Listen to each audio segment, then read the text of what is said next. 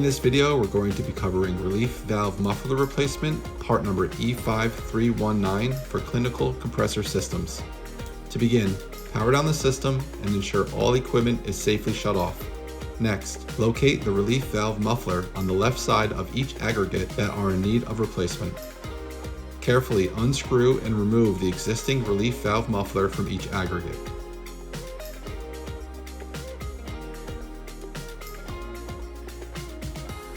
Next, retrieve a new relief valve muffler from your maintenance kit, ensuring it matches the specifications of the one you just removed.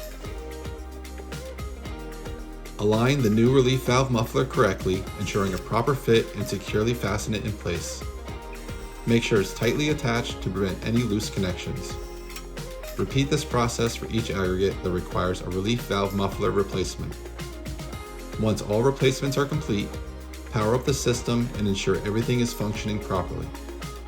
By following these steps to replace the relief valve muffler, you will ensure the efficiency and functionality of your system.